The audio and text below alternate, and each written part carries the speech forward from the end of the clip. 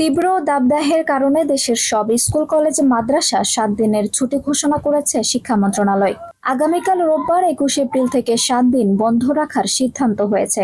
শনিবার 20 এপ্রিল দুপুরে প্রাথমিক ও গণশিক্ষা মন্ত্রণালয়ের সিনিয়র তথ্য অফিসার মাহবুবুর রহমান তুহিন সাংবাদিকদের এ তথ্য জানান।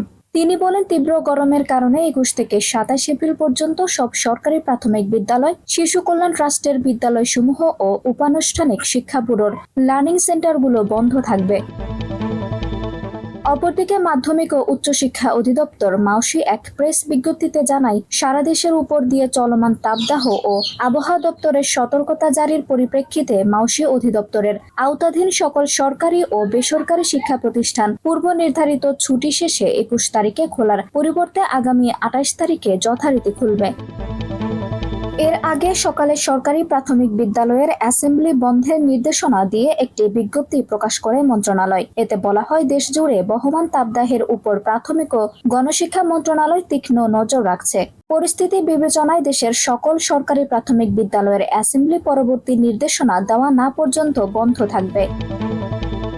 তার আগে শুক্রবার 19 এপ্রিল শিক্ষা প্রতিষ্ঠানে ছুটি বাড়ানোর দাবি জানিয়ে অভিভাবক ঐক্য ফোরাম গণমাধ্যমে একটি প্রেস বিজ্ঞপ্তি পাঠায়। তাতে বলা হয়, দেশে হিট অ্যালার্ট জারি করা হয়েছে। মানুষজনকে প্রয়োজন ছাড়া বাইরে বের হতে নিষেধ করেছে প্রশাসন। এর মধ্যে স্কুল কলেজ খুললে অনেক শিশু অসুস্থ হয়ে পড়তে পারে বলে মত সংগঠনটির। এমন পরিস্থিতিতে দেশের সব স্কুল কলেজ মাদ্রাসা 7 দিনের জন্য শ্রেণী শিক্ষা কার্যক্রম বন্ধ রাখার দাবি জানায় তারা। প্রসঙ্গত, দেশের প্রায় সব অঞ্চলেই তাপপ্রবাহ বইছে। এর মধ্যে 9টি অঞ্চলে তীব্র তাপপ্রবাহ বইছে। যেসব অঞ্চলে তাপপ্রবাহ রেকর্ড করা হয়েছে 40 ডিগ্রির উপরে। একসঙ্গে এত অঞ্চলের তাপমাত্রা এত বেশি হওয়ার রেকর্ড বাংলাদেশে গত কয়েক বছরে উঠেছে কিনা তার সঠিক তথ্য এখনো বের করতে পারেনি আবহাওয়া অধিদপ্তর। সংস্থাটি বলছে, আবহাওয়া এমন থাকতে পারে আগামী 1 সপ্তাহ পর্যন্ত।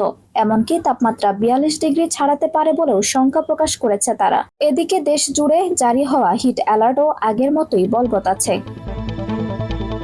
আঞ্চল হক আরবি, টাইম নিউজ ডেস্ক।